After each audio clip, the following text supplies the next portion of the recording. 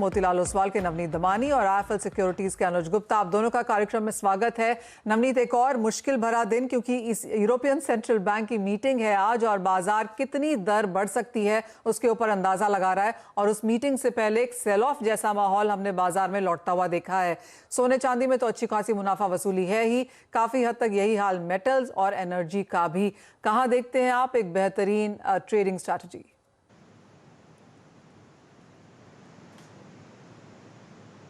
नवनीत, आपकी trading pick क्या रहेगी आज?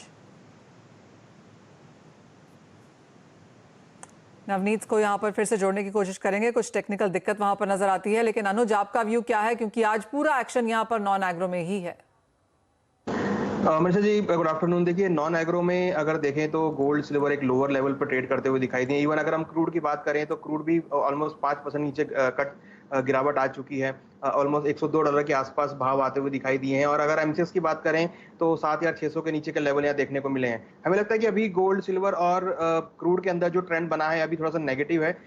जिस तरीके से एक डिमांड कंसर्न को लेकर हमने देखा है, जिस तरीके से कोरोना वायरस केसेस बढ़े हैं, डिमांड बढ़ा है, हमें लगता है कि अभी भावों में जो गिरावट है वो यहाँ पे कंटिन्यू रह सकती है। और साथ में इंटरेस्ट रेट को लेकर जो देखने को मिल रही है अटकलें, उसकी वजह से हमने कहीं ना कहीं सभी कमोडिटी मार्केट में गिरावट देखी है। हमें लगता है कि अभी इवनिंग सेशन में जो ट्रेंड है वो थोड़ा सा नेगेटिव ही रह सकता है। गोल्ड और सिल्वर के अंदर हमें अगेन गिरावट देखने को मिल सकती है। हमारा एक्सपेक्टेशन है कि गोल्ड नीचे करीबन 1675 से लेकर $1660 तक के लेवल इंटरनेशनल मार्केट में और एमसीएक्स में करीबन 49,500 तक के लेवल को आने वाले 1 या 2 दिनों में दिखा सकता है।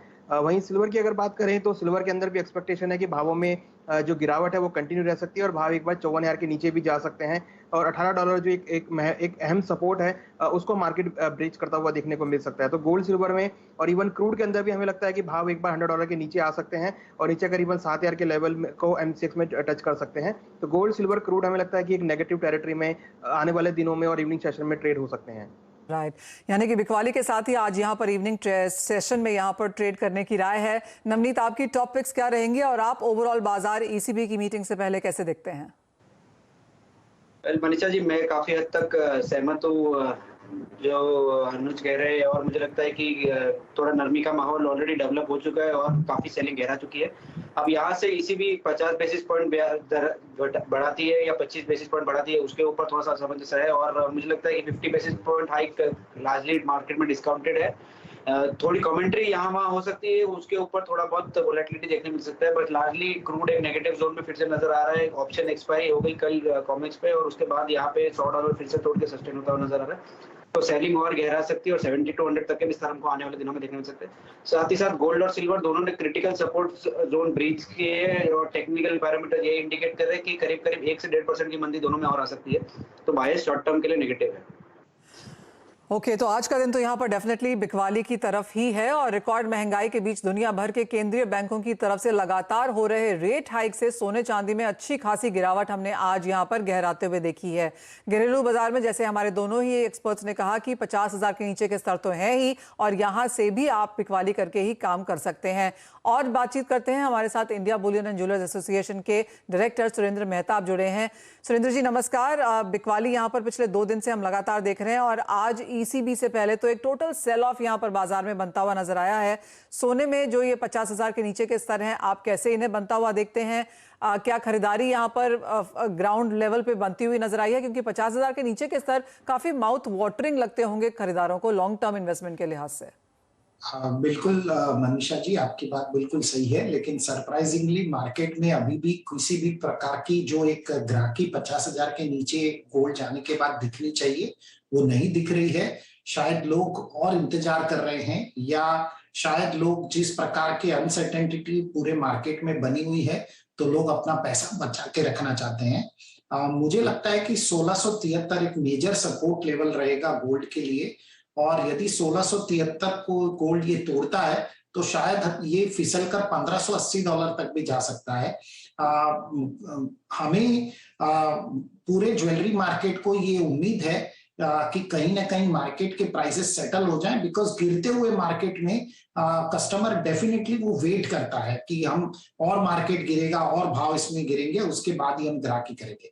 और फिलहाल ऐसा कोई फेस्टिवल सीजन नहीं है, ऐसा कोई कारण नहीं है कि मार्केट के अंदर ग्राहकी बढ़े, क्योंकि जो फेस्टिवल सीजन की शुरुआत होगी वो लगभग सितंबर के बाद ही होने वाली है। ये भी एक वजह है कि यहाँ पे मार्केट में बिल्कुल ग्राहकी थी।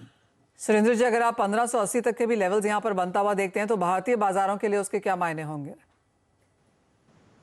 1600 यदि 1673 मतलब 49,300 के लेवल यदि गोल्ड तोड़ता है तो हमें 46,900 तक के लेवल दिख सकते हैं। और यदि गोल्ड में इस प्रकार की स्थिति उत्पन्न होती है तो चांदी यदि $18 तोड़ती है तो शायद $16.5 तक चांदी दिख सकती है। मतलब चांदी इनिशियली 53,500 यदि ब्रेक करती है तो चांदी में हम 50,500 के भी भाव, 50,400 तक भी हम चांदी को जाता हुआ देख सकते हैं। लेकिन ग्राहकी बढ़ना सबसे इंपॉर्टेंट है, क्योंकि लोग इस बात का, ज्वेलर्स जो हैं वो इसका बेसब्री से इंतजार कर रहे हैं कि बाजार में ग्राहकी बढ़े, लेकिन फिलहाल ऐसा कुछ नजर नहीं आ रहा। सुरेंद्र जी, जैसे आपने कहा कि गिरते बाजार में खरीदार यहाँ पर कम ही देखने को मिलते हैं, लेकिन एक और चीज जो हम यहाँ पर बेहतरीन तरीके से समझते हैं कि यहाँ पर बॉटम पकड़ना काफी मुश्किल भी रहता है। तो अगर कोई लॉन्ग टर्म इन्वेस्टर्स हैं जो इंतजार कर रहे हैं सोना चांदी खरीदने का, या किसी की अगर शादी है नवंबर दिसंबर में इस साल के अंत तक, क्या ये स्तर उनके लिए अच्छे हैं, या फिर आप सलाह यही देंगे कि अभी थोड़ा और रुका जा सकता है? नहीं, बिल्कुल ये स्तर उनके लिए बहुत ही अच्छे हैं। और अजय, आपने बिल्कुल सही बात की कि गिरते हुए स्तर को, लोएस्ट बॉटम को पकड़ना बहुत ही मुश्किल होता है। ये स्तर बहुत अच्छे हैं। और आप सोने चांदी में कभी भी ट्रेड करेंगे तो आपको एक 10% का मार्जिन बना के रखिए कि 10% आपने जो भी प्राइस में गोल्ड लिया है उससे नीचे 10% जा ही सकता है। और नहीं तो अगर आपको नवंबर दिसंबर तक बाय करना है तो आप एक एसआईपी बनाइए। यदि आपको 200 ग्राम बाय करना है तो आप हर महीने 50-50 ग्राम बाय करके चलिए। तो यदि आप इस प्रकार की स्ट्रेटेजी बनाते हैं तो आपके लिए एक एवरेज प्राइस बनता है जो आपको फॉलिंग मार्केट या राइजिंग मार्केट दोनों में फायदेमंद होता है।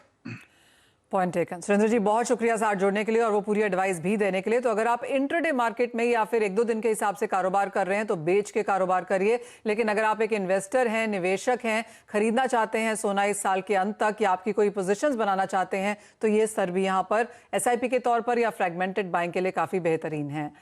आगे बढ़ते हैं और बात अब यहाँ पर चीनी की कर लेते हैं, जहां पर शुगर एक्सपोर्ट को लेकर एक्सक्लूसिव खबर आ रही है। सूत्रों से मिली जानकारी के मुताबिक सरकार जल्द 10 से 12 लाख टन अतिरिक्त चीनी एक्सपोर्ट को मंजूरी दे सकती है। चीनी की कीमतों में बढ़ोतरी को देखते हुए सरकार ने मई में चीनी एक्सपोर्ट पर रोक लगाई थी, प्रतिबंध लगाया गया था। लेकिन इस बड़ी खबर पर बात करने के लिए हमारे साथ इस्मा के प्रेसिडेंट आदित्य झुनझुनवाला जुड़े हैं। आदित्य, नमस्कार, शुक्रिया आपके समय के लिए। आप कैसे देखते हैं, क्योंकि ये बातें तो कुछ समय से अब चल रही हैं कि सरकार यहाँ पर अतिरिक्त एक्सपोर्ट के लिए हामी भर सकती है, लेकिन अब ये बातें उस लेवल तक आ गई हैं कि बाजार को लगता है कि बहुत जल्दी इसका नोटिफिकेशन भी शायद देखने को मिल पाएगा। आप ठीक कह रही हैं मनीषा। आपने अगर पहले भी मैंने इंटरव्यू में आपके यहाँ बताया था कि हम लोग सरकार से रिक्वेस्ट कर रहे हैं कि जो एक सडनली ब्रेक लग गया था एक्सपोर्ट पे, उसकी वजह से हम लोगों को कम से कम 10-12 लाख टन चीनी एडिशनल चाहिए, जिसकी वजह से जो हमारी रॉ शुगर है, जो शुगर हमारी पोर्ट पे है और जिनके हमारे कॉन्ट्रैक्ट्स हो चुके हैं, कम से कम हम उनको फुलफिलमेंट कर सकें। हमने सरकार से रिक्वेस्ट करी थी और हमको जल्द उम्मीद है कि सरकार इस पे उचित निर्णय लेगी। आदित्य, इंटरनेशनल मार्केट्स में हमने देखा है कि चीनी के भाव थोड़े से यहाँ पर कमजोर हुए हैं, लेकिन रुपए में जिस तरह का डेप्रिसिएशन है वो शायद यहाँ पर सपोर्टिव है। कितने समय में आपको लगता है कि ये एक्सपोर्ट की मंजूरी हम आता हुआ देखेंगे? हमको लगता है कि मंडे को, जहाँ तक हम लोग को सूत्रों से पता लगा है कि मंडे को शायद जीओएम की मीटिंग होगी, उसमें इसका निर्णय होने की उम्मीद है। और इंटरनेशनल मार्केट्स आप कैसे देखते हैं आदित्य, जिस तरह के अंतर्राष्ट्रीय बाजार के भाव हैं और जिस तरह से रुपए में मूवमेंट है? जो हम लोग इसका देख रहे हैं, ये हमारे पुराने कॉन्ट्रैक्ट्स हैं जो हमने ऑलरेडी कॉन्ट्रैक्ट्स कर रखे हैं। तो इसका आज के समय पे हमारे इंटरनेशनल मार्केट से और डॉलर से उसका कोई एडवांटेज इंडस्ट्री को नहीं होगा, लेकिन कम से कम हमारे जितने पुराने कॉन्ट्रैक्ट्स हैं वो हम लोग उसको अपने समय से पूरा कर सकेंगे। और अगर जैसे सरकार की सोच थी कि चीनी के दाम बढ़ सकते हैं एक्सपोर्ट से, अगर आपने देखा हो तो आज चीनी के दाम पिछले वर्ष के मुकाबले में भी कम है। आज हमारा 100 लाख टन एक्सपोर्ट के बाद और हमने 34 लाख टन जो हमने कन्वर्ट किए शुगर को एथनॉल में, उसके बाद भी हमारे शुगर के प्राइसेस लास्ट ईयर के मुकाबले में कम है और हमारे कॉस्ट ऑफ प्रोडक्शन से कम है। तो क्या इस बारे में भी कोई बातचीत है आदित्य? बिकॉज ये तो बहुत लंबे समय से चलती कॉन्वर्सेशन है। आप इसके लिए हम लोगों ने सरकार से अगले साल, क्योंकि क्रॉप अच्छी है उसको ध्यान में रखते हुए अगले साल की नीति को तुरंत से तुरंत जल्द से जल्द उसका निर्णय करने के लिए सरकार को हमने रिक्वेस्ट किया है कि 80 लाख टन चीनी हमको निर्यात करने की परमिशन तुरंत दी जाए, जिससे कि हम लोग कम से कम डोमेस्टिक मार्केट में और इंटरनेशनल मार्केट में दोनों में उसका एडवांटेज ले सकें। आदित्य, अगर हम ओवरऑल क्रॉप देखें तो इस साल का फाइनल नंबर्स क्या आपके पास हैं, और जैसे आपने कहा कि अगले साल तो फसल और भी बड़ी नजर आती है, क्या कोई इनिशियल एस्टिमेट्स हैं जो ऑलरेडी इस्मा ने बनाए हैं? इसमें मैंने इनिशियल एस्टिमेट्स बनाए हैं, कल हमारी कमेटी मीटिंग है, उस पर उसके निर्णय होंगे। तो जहां तक अगले साल की क्रॉप की बात है वो डेटा हम आपको उसके बाद शेयर कर सकते हैं। और इस साल का जो नंबर है वो हम लोग ने जो निकाला है, हमारे हिसाब से 395 लाख टन बनता है, इसमें कि 34 लाख टन हमारा कम से कन्वर्जन होगा एथनॉल में, और 360 लाख टन हमारा प्रोडक्शन जो रहेगा वो देश के लिए होगा। Point taken. आदित्य, बहुत शुक्रिया साथ जुड़ने के लिए। ऑफ कोर्स कल जो आप यहाँ पर नंबर जारी करेंगे उस पर तो हमारी नजर रहेगी ही, लेकिन जैसे आदित्य ने कहा भी कि मंडे को ग्रुप ऑफ मिनिस्टर्स की मीटिंग है, तो वहां से शायद कोई फैसला निकल के आ भी सकता है। इसी के साथ एक ब्रेक के लिए भी रुकेंगे, लेकिन जब लौटेंगे तो जोड़ेंगे दर्शकों को, अपने साथ लेंगे उनके सवाल।